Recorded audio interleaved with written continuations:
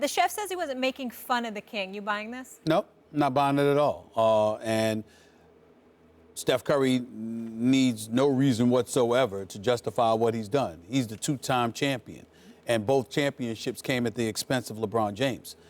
There is no basketball player alive who does not look at the greatness of LeBron James and have profound respect for him. He is the greatest player on the planet. And how he conducts himself as an iconic figure in the world of sports, it's unparalleled as far as I'm concerned. It's the closest thing to perfection I've seen outside of Derek Jeter from a professional athlete. Having said all of that, respecting you is one thing, fearing you is another. And as I articulated on our first day back Monday, there's little to no fear about LeBron James, no matter how you slice it. They know he's going to put up points. They know he's going to get his numbers. They know he's going to have an impact. But when you think about the superstars, the Kobes, the MJs, and others, there was this assassin's mentality where they had this ability to personalize their ire and vitriol towards you. And then they stepped out on the court and looked forward to taking it out on you. Nobody worries about that with LeBron.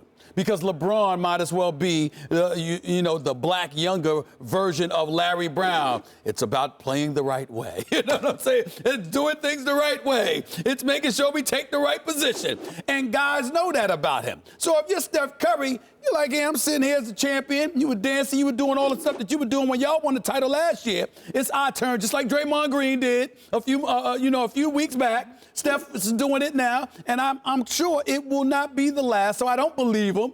I don't believe that he didn't mean anything by it. I think he absolutely meant something by it because he doesn't particularly care because, especially with Kevin Durant as your teammate now, what exactly is LeBron going to do about it? Pretty close to nothing. The reason people, first of all, I'm not buying. Of course I'm not buying. He's trying to sell it, but come on, Steph. I mean, it was funny. It was mockable by LeBron, and Steph's part in it isn't really the news. The news was, Kyrie, what are you doing cracking up at LeBron? Like, that's actually the thing where it's like, oh, that's wrong.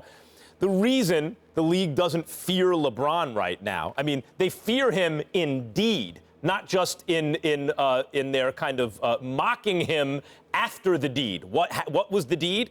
They looked at him and the Golden State Warriors, who developed their players. It's not like they went out and signed all the free agents. They got Steph and developed him, and Clay and Draymond, and they built up this incredible team and then signed Kevin Durant. That's why they don't fear him, because Kevin Durant, the second or third best player in the world, most consider him the second, Kevin Durant looked at LeBron, and so did the Golden State Warriors, and were like, what do we have to do to beat this guy? Maybe if we put that guy, Kevin Durant, one of the greatest players anyone's ever seen, on a 72-win team, maybe then we can beat LeBron James. So now they're acting tough. Now they feel they got their chest out because they stacked the deck ridiculous. I'm not saying anything wrong with it against LeBron. I say it was something wrong with it. The point is, if Michael Jordan was in his prime. Made that clear. If Michael Jordan was in his prime, and I've heard players, including like Reggie Miller, talk about, you never look Michael Jordan in the eyes. He's like a Doberman pinscher. Just don't look him in the eyes. We had a 20-point lead. I made the mistake of looking him in the eyes, and they beat us, right? Like that type of stuff.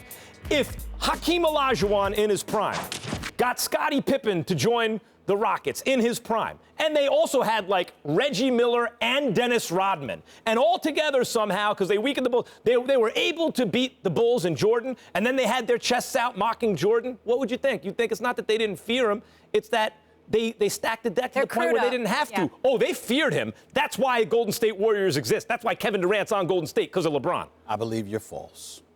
And here's why I believe you're false. Once again, I'm going to irritate you with it, but I'm going to say it again, Max Kellerman.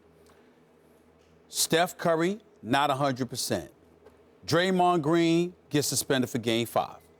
And Andrew Bogut, rim protector, hurt as well. Andre Iguodala, hurt as well, even though Bogut couldn't play, but Andre Iguodala could. And it still came to a Game 7. What I'm saying to you is that don't tell me that team feared LeBron. They did not. They did not. A matter of fact. That's why they went to get Kevin Durant, because they didn't fear him? Excuse me. You don't mind stacking the deck. I will never blame Golden State for taking Kevin Durant. I would have taken him. I blame Kevin Durant for going there. So did Kevin Durant fear LeBron? That's the second best player in the world, according to you. You know what? That's a very fair question, because I will tell you this, and I'm putting on my reporter's hat here. There are a lot. I'm not saying this myself, so I don't want to be held responsible for this. everybody, so many people, not everybody, so many people that I spoke to before Kevin Durant elected to go to Golden State swore up and down that LeBron was his kryptonite. LeBron had won like 18 and like 18 of 23 matchups against them. They said that that's why Kevin Durant didn't want to go to East. He didn't want to face LeBron until he absolutely positively had to. Where I tried to give Kevin Durant the benefit of the doubt is that even when they lost to Miami in the NBA Finals when he was in Oklahoma City, Kevin Durant did average 30. I mean, average 30 on 53% shooting. By the way, if that's your definition of fair, I can't say that. You keep wanting to, like, relitigate the finals from 2 years ago. I just want to mention something. All right. When Muhammad Ali knocked out George Foreman, a 5-1 underdog, Muhammad Ali knocked out the invincible George Foreman in 1974, Kinshasa, Zaire, right? That's right. Afterwards, Foreman legitimately complained the ropes were loose. They were loose ropes. Zach Clayton, the ref, gave him a fast count. It's always an excuse when you lose. Right. And a lot of times, the underdog who pulls off the miraculous comeback needed a few things to break their way. And sure, it broke their way, the Cavs versus the Warriors. It was LeBron's psychological mastery of the Warriors that led to Draymond Green's suspension, by the way. I believe it was partly LeBron's bullying of the Warriors that led to Steph Curry having an under-par performance, although I agree he was physically compromised. I don't like that you're going there. You know why I don't like that you're going there? Because obviously a lot of things come into consideration, the league ratings, the networks, all of that other stuff. Because, Lord, we don't want LeBron James bounced out in 5 games, do we? Don't bring that up.